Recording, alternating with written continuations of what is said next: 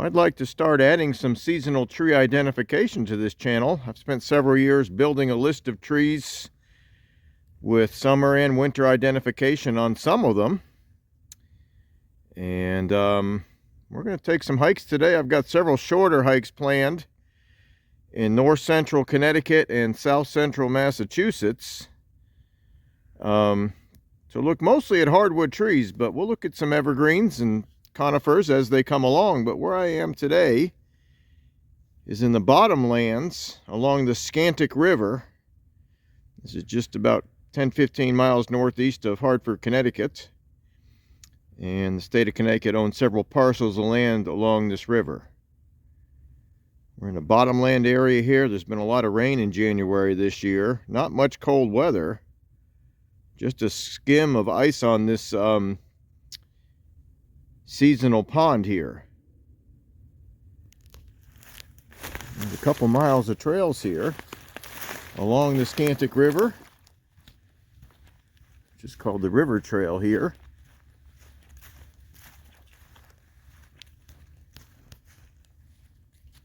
Having talked to some other hikers, there are places where it's quite muddy. We may not get through the whole thing. There's also a ridge trail,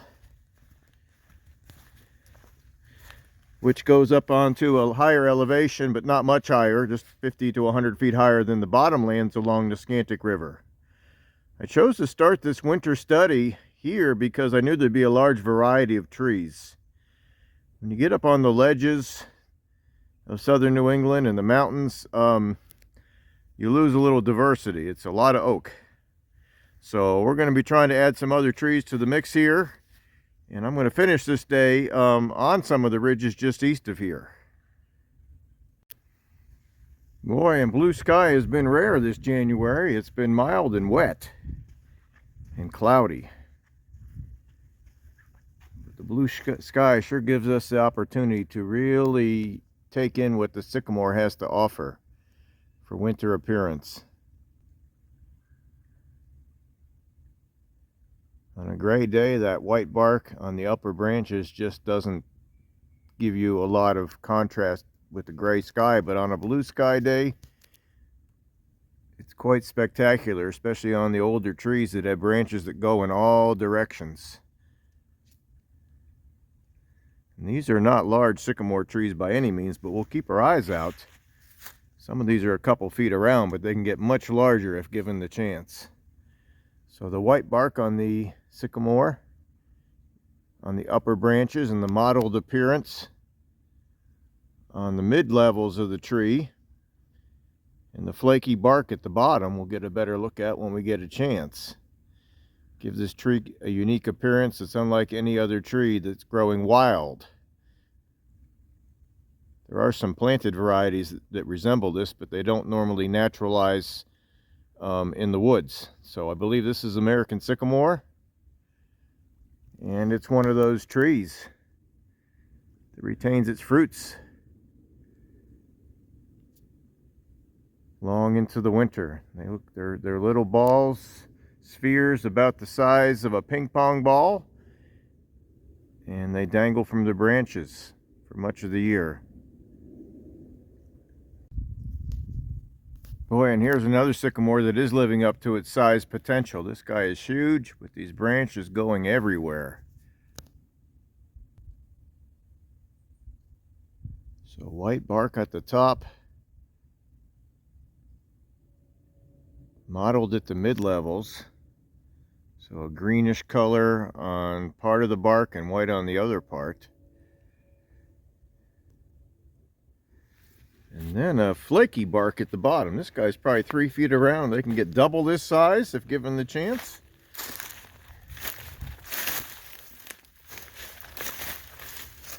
And a flaky bark that almost resembles that of black cherry.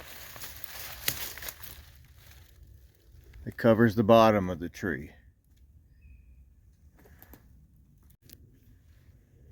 And while doing this winter identification, I would expect to find at least 3 varieties of maple today,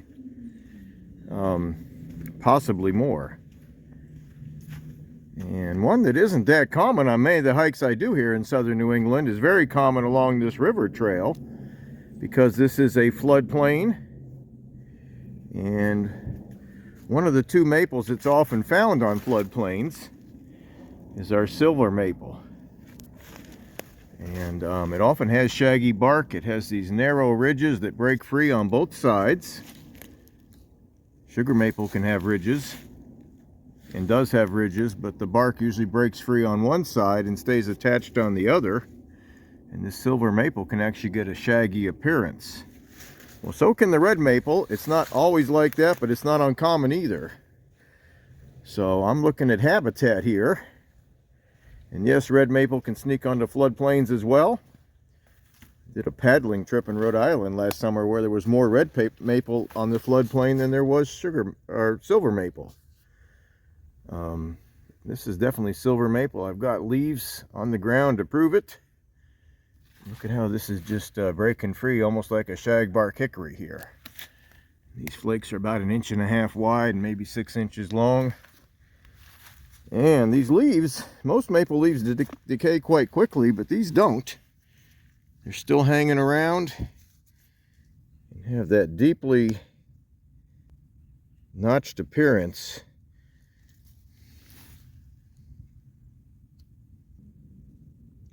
That neither the sugar maple or the red maple, which are also common in this area, have. We'll put one of these in my pocket and we'll compare it with the red maple when that chance comes along. But the silver maple definitely has unique foliage. And is often found in multiple trunks. We've got a small, medium, and large growing right here. And right across this small bridge, we've got a fairly large one as well. Silver maple can be used as a landscape tree. It's very brittle, so that's a disadvantage, but it does grow very quickly, so that is an advantage. And but in nature, you find it on floodplains, and that's about all. Maybe on some lake shores in the Great Lakes. I'm not that familiar with finding it there, but I think it probably could be found there. But look at all these leaves on the ground still hanging around in late January with those deep notches and the very light color on the back side. So that makes it a giveaway here that it's not a red maple. Well, there sure is a peaceful meandering stream back here. Its headwaters are quite a distance away. Boy, I'd love to consider a paddling trip down this, but when a river meanders this much, you'd need a chainsaw to do it because of the constant undercutting of the banks. You'd have to cut your way through or lift over a lot of fallen trees. But beautiful back here nonetheless. Didn't take me long to find another maple, and it is growing on this floodplain. Here's a great example of the silver maple leaf that we just talked about. Look how deeply notched that is, and it's almost like it has the characteristics of sugar maple and red maple. But just a few hundred yards on this floodplain trail, a few hundred yards away, I did find a red maple leaf on the ground as well, with a similar color on the back that's a lighter color, and a dull brown on the front, just like our silver maple. So somewhere along this floodplain here, we've got the parent tree to compare with the silver maple we just looked at. And honestly, they're a tough ID when they're both in the same place. If you have both sets of leaves on the ground, it might be real tricky. But in this particular stretch of trail, I'm only finding a red maple leaves. So I'm fairly certain that this tree above me here is a red maple. They both get swollen buds and flower buds that look like they're ready to pop open during the winter time. They both can get bark that breaks free on both sides of these ridges, and they both can get that shaggy appearance. So in this case, I'm deferring to the fallen leaves, which do stick around part of the winter, to determine the identification of this maple. And while we're in this spot here, I'm going to take a quick look at some American elm, which is often found in old field situations and floodplain areas. I usually don't find it in mixed hardwood forest around here unless the woods are fairly young. But it has this corky bark, And the bark itself forms these layers of corky bark. There we go, right next to my index finger there. You can see those ridges. They're about not even an eighth of an inch thick, but it alternates dark and light color. And this bark is so corky, if you peeled the piece off, you could probably use it as a fishing bobber. So it has the appearance of this Oreo cookie when you do a little section of the bark. You don't want to take a lot off to prove it's an American elm. But if you just do a quick section, you'll see that dark and light cookie type appearance on the bark. And that will prove that we're looking at American elm and not another tree with similar appearance. So as walking along this floodplain forest here, we have to be paying attention, because what looks like could be a silver maple or a red maple bark is actually that is shagbark hickory. Even this one that's almost the water's edge sure resembles that of the silver maple, but it is not. If I look at how shaggy it really is and the branching, I can tell that it is not. And this is a shagbark hickory. Boy, in this hickory tree, shagbark hickory tree, actually gave me even a better view of the buds. So quite large. And the mockernut hickory can get buds just as large. If we find one today, we could look at that as well. I wouldn't expect it to find it in this bottomland though. Meanwhile, let's look at some bottomland oaks. I think well-drained soils, rocky soils, but not always. What appears to be a chestnut oak leaf laying on this valley floor is actually the leaf of a swamp white oak. And yes, the margin of these leaves resemble that of a chestnut oak, with the wavy edge. You can see many of them laying on the ground here. The bark doesn't resemble chestnut oak at all, but the leaves certainly do, and it also resembles chinkapin oak. Chinkapin oak is found west of here in the limestone areas of the Hudson Valley and the Housatonic Valley. But I don't believe it's found in this park. Otherwise, I would have to do a little more scratch in my head to figure out exactly what we have here. But I'm pretty sure we have a swamp white oak right here, which has a lighter colored bark similar to that of a white oak. It often has these lower branches that hang around. And so does the pin oak, which is almost exclusively found in wet soils and floodplains. I've got a large pin oak right here, probably about 2 feet in diameter, with plenty of these lower branches that hang around. Sometimes they're dead and they still hang around. And it has a graceful form when it gets enough sun, but often it's its scraggly form when you find it growing in nature. But the planted specimens do get a very graceful appearance. And these leaves stick around all winter long. They don't decay quickly. They resemble that of a scarlet oak, but they're much smaller. They're not even as big as my hand, and usually the scarlet oak leaves are quite a bit larger. We'll put a couple of these oak leaves in our pocket and see if we can find some scarlet oak and chestnut oak to compare them with in a few hours here. And boy, if you're any doubt that you're in an area with swamp white oak, keep an eye on the ground throughout the winter season. As long as there's no snow cover, you can easily see the lighter side, or the back side of these leaves, stands out very clearly to the rest of the leaf litter on the ground, and the front side does not. So those that land with their back side up are easy to see. We'll get a better look at this swamp white oak. This guy's a couple feet around, maybe 3 feet around. Has some deeply ridged bark here. We're growing literally right on the banks of this Scantic River, and this tree has bark that could be confused with that of a cottonwood, which is often a floodplain tree. So this swamp white oak, if I had any doubt that it was a cottonwood or a swamp white oak, I can just look at this leaf litter most of the year and tell that it is a swamp white oak. And just a few feet from that huge swamp white oak, which has really littered the ground with these leaves. We've got a second variety of hickory here. Again, this is not always in floodplains, but I'm finding it here. And this bitternut hickory, if you can find a tree that has lower branches, it's very easy to identify by the color of these buds. It's an orangish yellow color, almost the same color as fool's gold. And here's one here, similar appearance. But often these trees are too large to see the buds, including the shagbark, so the bark itself resembles that of some of the other hickories and ashes,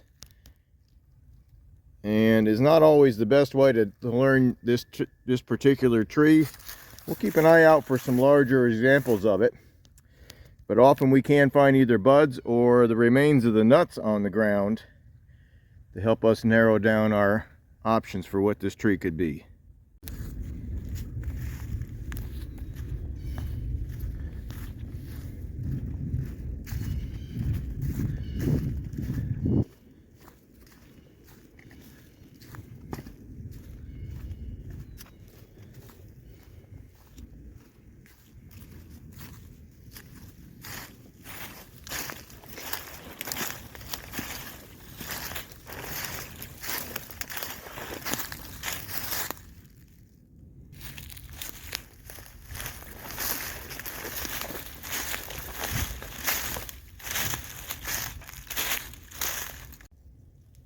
And well-marked and fairly well-maintained trails greet you here at the Scantic River State Park.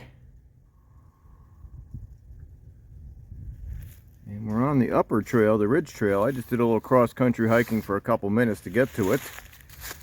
And one of the trees that can often keep its leaves through the winter until the buds start to swell is our American beech.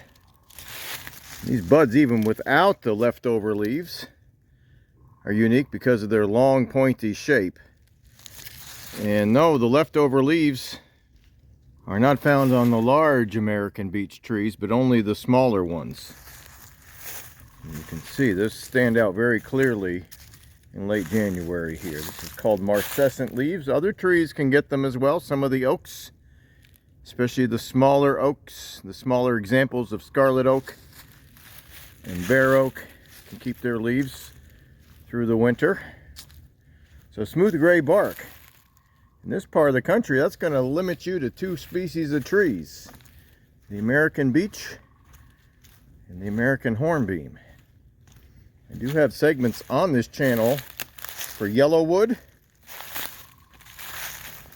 and big leaf and umbrella magnolia, which also have smooth gray bark, but those aren't found in this part of the country here in southern New England.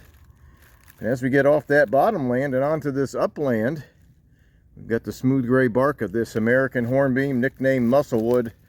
And yes, it looks very muscular, like somebody who's worked out at the gym. And right across the trail, sharing the understory of this forest, is another hornbeam tree. The second cousin to the musclewood or American hornbeam. This is called our hop hornbeam. It has shaggy bark just like the shagbark hickory, but these little curls and furls are very narrow, only a 1/4 inch wide. These trees can get almost full height, but they're not a large tree. They can get 1 foot in diameter, but often you find them 4 to 6 inches in diameter and growing maybe 20 to 40 feet high. A little taller than the musclewood trees, but never the largest tree in the forest. But often common in the understories of these mixed hardwood forests.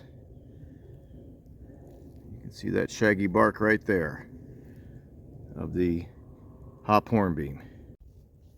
And we'll continue our tree study on the return loop of this ridge trail. I'm going to add 2 more trees here and then head up the road about 15-20 miles to Hamden County, Massachusetts, to a place called Peaked Mountain, which might have some other trees for us to learn. And it's supposed to have nice views on a day that's fairly clear. And we're going to put a third oak on this list. We had two that were common in that bottomland, the swamp white oak and the pin oak. And look at the size of the leaves on this black oak. Oaks makes it easy to learn them by leaves year round because they don't decay. They're around for months. And that leaf is bigger than my hand. It's huge, probably 14 inches long. Has a similar appearance to that of the northern red and to an extent the scarlet oak. But the size, my God, they get huge. The acorns are doing us a favor right here. The acorns have a cap that has what looks like little shingles on your roof that are peeling or flaking loose. And it's not that large of an acorn compared to some of the others, like the northern red oak. But the bark makes the black oak real easy to identify year-round. It's the one oak tree that has a darker colored bark that is consistently textured the whole way up. It doesn't go from furrowed at one side and flaky on the other. It's very consistent and fairly dark compared to the other oak trees, compared to the white oak, the swamp white oak, the chinkapin oak, the post oak. Definitely a consistent pack texture the whole way up.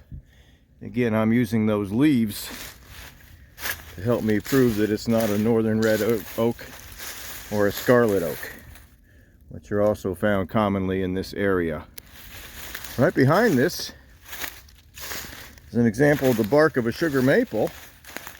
I believe we got some buds coming down here too.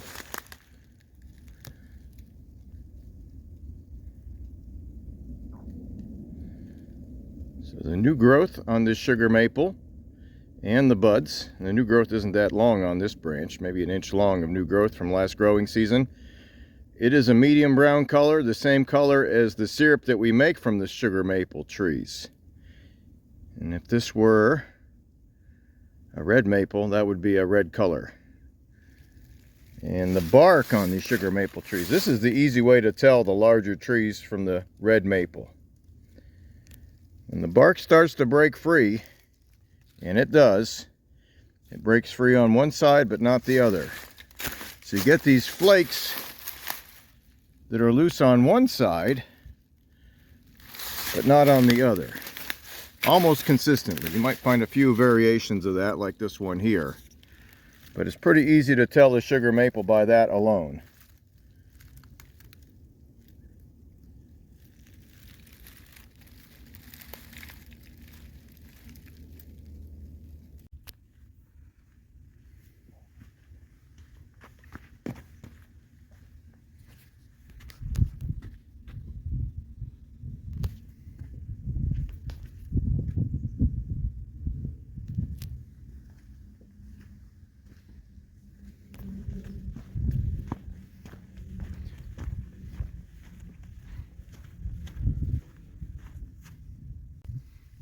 And you cross the pasture to enter the Peaked Mountain Trail system here. There's two parking areas. I'm at the south end, the southern of the two. This goes to the actual summit of Peaked Mountain. There's several trails back here. I'm going to just zigzag my way around and look for trees and try to get to the viewpoint. The day is clearing out again for now. Get some sun and then some clouds, and looks like the sun is back. And this lower slope of Peaked Mountain has a pretty healthy population of our pitch pine, which is common in southern New England but not in northern New England, and we're still far enough south and low enough elevation it's not uncommon to find it here. It's got this pretty predictably medium purplish brown color. It flakes a lot. If we can find any red pine, we'll see that that's a lighter orangish red color. And the blocks on the red pine are quite a bit larger as well, the blocks that the flakes make. I did a side-by-side comparison of those a few months ago on Wantoskakit Mountain up in New Hampshire. not that far from here actually, and that is on this channel. The segment is called Red Pine. These cones are short and stout, a couple inches long, 3 inches long.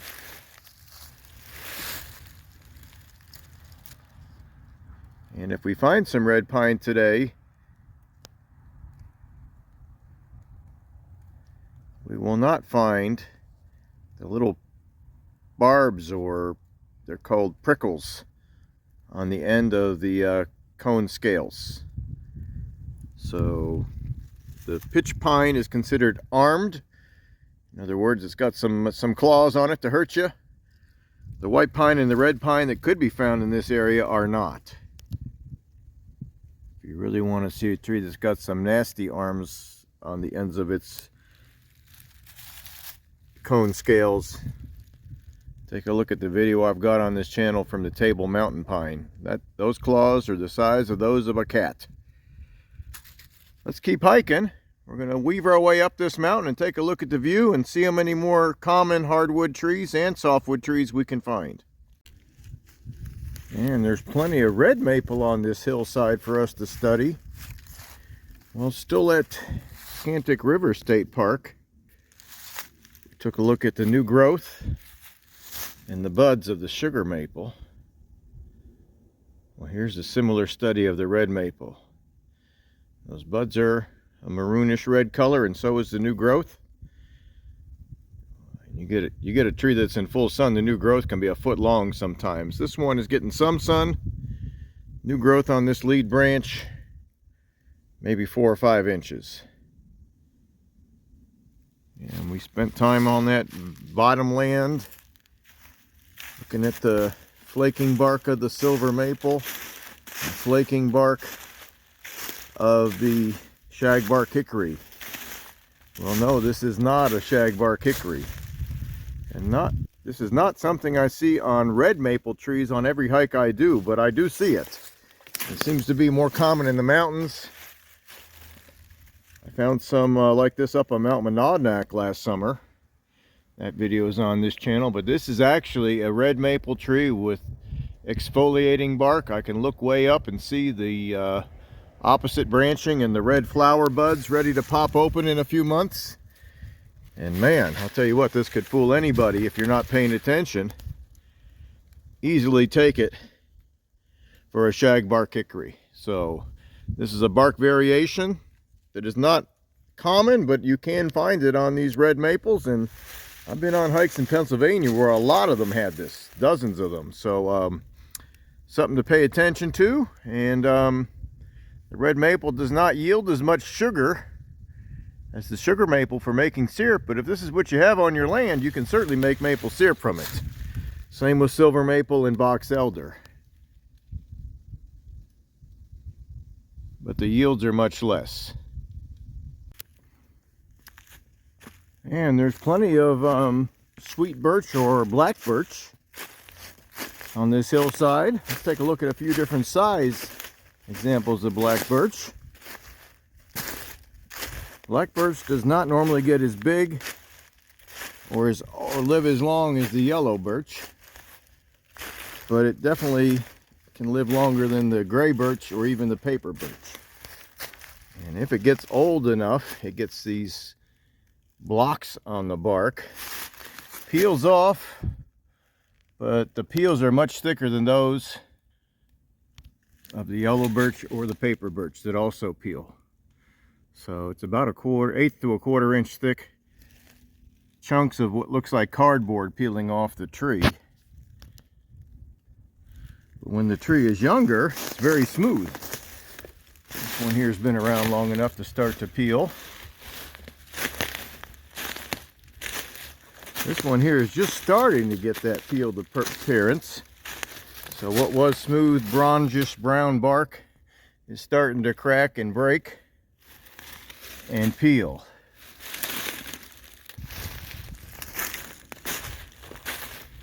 And right here is a sapling of a black birch. And here's the appearance of that 3-inch diameter black birch. So it has these little horizontal lines that all the birches have. Those are called lenticels. And it allows a tree with smooth bark to exchange gases with the atmosphere. And we'll look at some of the yellow birch on this hillside, and probably some paper birch and gray birch if it comes along. And our cracked appearance of this older black birch yields to the bronzish, shiny bronze color of this young yellow birch. So the color of the younger yellow birch and the younger black birch aren't that different. The yellow birch almost always peels even at a younger age, and the peels are very thin, thinner than a sheet of paper, really, almost as thin as tissue paper. And it definitely reflects light on a sunny day, and is definitely a shiny bronze, almost yellowish hue. So yellow birch right here, reflecting that midwinter sun. And yellow birch right here, reflecting that midwinter sun, and it's starting to peel as well. And we're zigzagging our way up the mountain. The main trail up Peaked Mountain gets a lot of traffic, I can tell you that. It's pretty wide and probably pretty muddy in places. So I'm zigzagging on some lesser used trails to get a better look at trees and to avoid crowds. Well, this is a weekday. There's only one other car in the parking lot, so I don't expect the crowds to be a problem. I often find these lessons just turn out better if I take the lesser known trails. I find more things of interest and less interruptions. Well, here we have our paper birch and our yellow birch side by side, of similar sized trees, about 1.5 feet wide. And our paper birch does peel just like the yellow birch. It's just a little thicker when it peels. And the yellow birch is almost transparent. It's so thin you can almost see through it. As the yellow birch gets larger, it loses this peeled appearance. I'm not sure if we'll find any trees that old back here. This land was used for wood harvesting for many years. But there are some videos on this channel from a couple summers ago where I did find yellow birches that were hundreds of years old, and they have definitely a different appearance. The bark gets blocky and less peely at the bottom. And we spent some time studying the swamp white oak this morning along the banks of the Scantic River in a wetland habitat, or a wet soil habitat, at least wet for part of the year. Well, the upland variety is the white oak without the word swamp in front of it. Has a similar ash gray color. You can get deep furrows on it on the larger trees, just like the swamp white oak. The leaf litter is a lot different, and again, these oaks leaves stay around all winter long to help us identify the tree that they have fallen underneath. So plenty of white oak leaves on the ground. And they don't have that white underside like the swamp white oak. Here we've got an even, almost furrowed appearance on a 2-foot diameter white oak. This younger one right here, more of an ash gray color, or they're both ash gray color. This one's a little less furrowed. Sometimes they can get blocky. Often the upper branches are flaked on one side. They break loose on one side, just like the sugar maple. We'll take a quick look at the leaves here. Compare them with the swamp white oak. It's possible they could be growing side by side in the right place. Where a hillside habitat meets a wetland habitat, you could have both. So in the foreground here is the bottom side of a white oak, and then the top side. So not much difference in the color, just slightly lighter in color. And in the back here is the bronze color of the top side of a swamp white oak, and the much lighter color of the bottom side, which made it real easy for me this morning to know I was walking near swamp white oak trees, because the leaves on the ground gave it away before the bark came into view. And we've made our way up most of the elevation gain on this hike. It's about a 500-foot climb from the parking lot. It's probably going to be a little bit more for me because I did a little ups and downs on the lesser used trails. Well, let's look at another species of oak. A lot of the northern red oak on the way up this mountain were dead. And that was pretty clear that there was a lot of dead trees on the satellite view when I looked at it. I weren't sure what kind they were, but I'm not surprised that they were oaks. And there's some right here as well. I'm guessing the main reason they're dead is from gypsy moth defoliation and possibly from droughts. This northern red oak is one of the oaks that often has multiple trunks. I've seen as many as 6 out of one stump, if you want to call it that. This one's got 3. They're all about the same size. The bark pattern on northern red oak tends to have flat top ridges with narrow valleys between them. And sometimes the valleys near the bottom can get a snaking pattern, but not always. And the really old examples can often get really deep furrows. I found some up on Wachusett Mountain last summer. The furrows were so deep I thought it was chestnut oak, but it wasn't. The acorn cap is large, about 1 inch in diameter. The shingles normally don't flake away from the roof like we saw on that black oak a few hours ago. The foliage could be confused with the black oak. Tends to be not quite as large and tends to have valleys that don't go quite as deep into the leaf as that of the black oak. There is some black oak lower down the hillside here. And if you get away from where there's other types of oak, the northern red oak leaves have a really unique appearance. But if you get where there's other members of the red oak family, the black oak, the scarlet oak, you can get these leaves that are kind of a combination of all the above.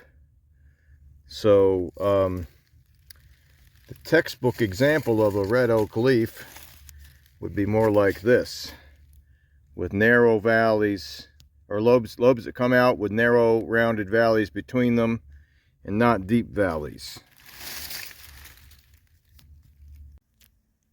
And we're making our way up to the summit of Peaked Mountain. There's quite a few ledges along the way that are close to the trail or on the trail. And we just talked about northern red oak and how it hybridizes with other trees sometimes. I think we're at a place where we can say that it hasn't hybridized with the trees right here, because when the going gets tough, the red oak gets going and it's replaced by scarlet oak, sometimes chestnut oak, and this bare oak. And I haven't seen too many chestnut oaks on this hike. I saw a few lower down, but none up top here. So we're getting near the edge of its range. So we'll see if more of that comes along to video. This bare oak has small leaves, just like the beech trees we saw this morning. They stick around often through the winter. And just like the swamp white oak, they're medium brown on one side and almost white on the other.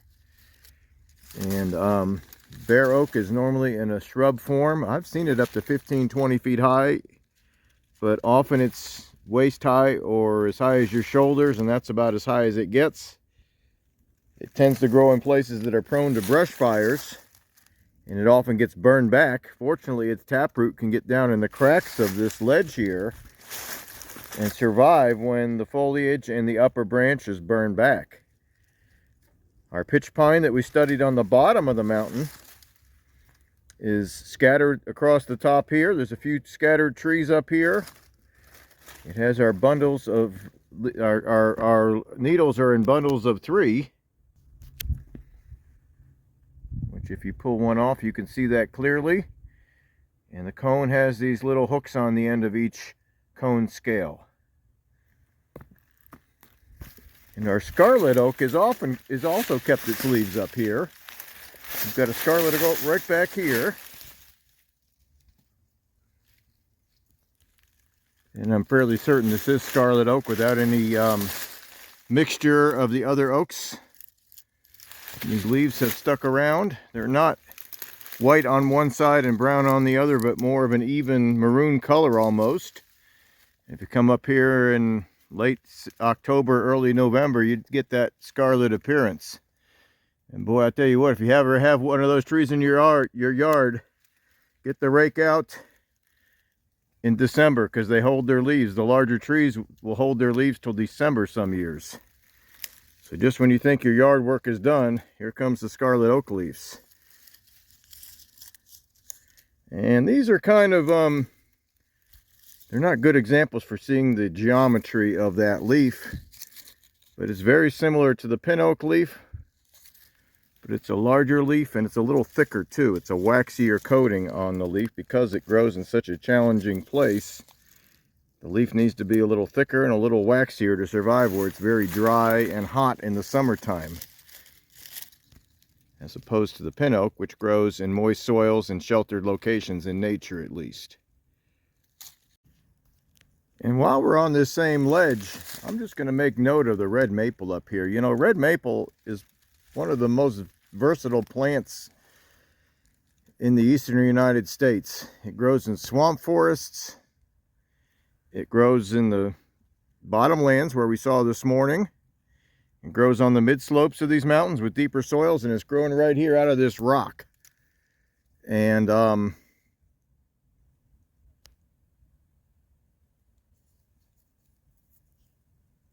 it has that maroonish color to the buds and the new growth. And it's often one of the first plants to bloom in the spring, often in March.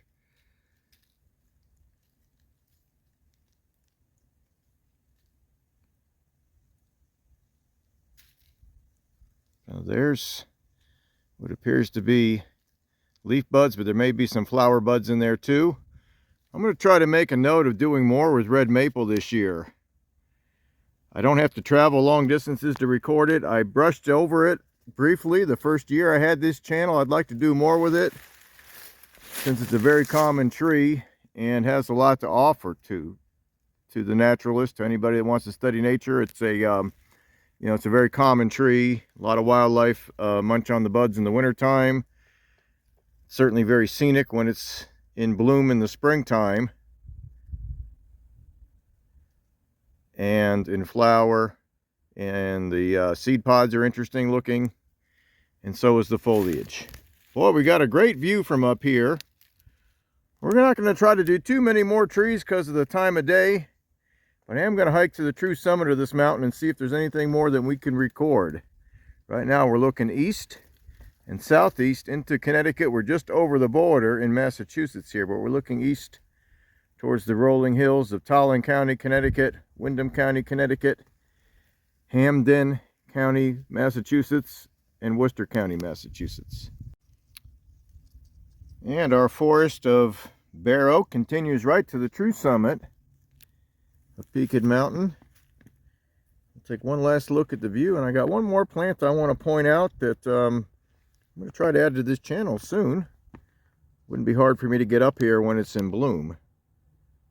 Before we do that though, this is the first time I've ever seen Scots pine growing in the wild where it wasn't planted by the Civilian Conservation Corps or other forestry services. This Scots pine, which has stumped me, and I had to get a little closer to another one to identify it, has seeded itself in here. And Scots pine is native to Europe, but not to the United States, but it's often used in reforestation projects. So it's not supposed to be any jack pine around here, and it didn't quite look like a red pine. But the upper branches of Scots pine, especially as they get older, get that orangish color.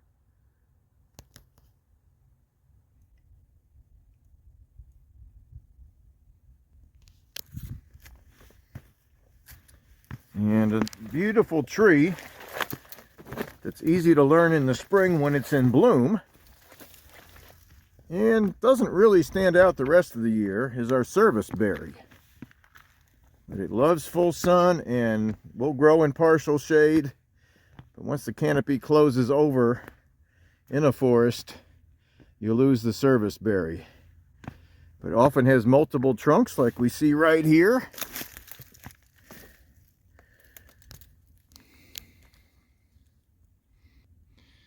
The bark, in this case, has a lot of lichen and algae growing on it, but it can get a striped appearance similar to that of striped maple, but not as obvious as striped maple. And it often has these curving, almost twisted branches that are covered with clusters of flowers in April. Sometimes early April, sometimes late April. I think if you go far enough north, it may be later than that. Got one over here that's got a better look at the bark. Meanwhile, this view just continues on north, northeast. You can see Wachusett Mountain. They say you can see Monadnock from here. I'm not seeing it right now. It's a little hazy today. But here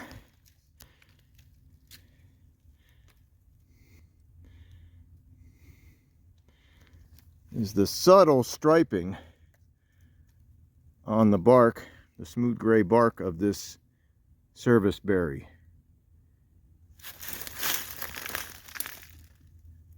I'm always looking for new plants to put on this channel. I didn't find a lot of it hiking last spring, only a few.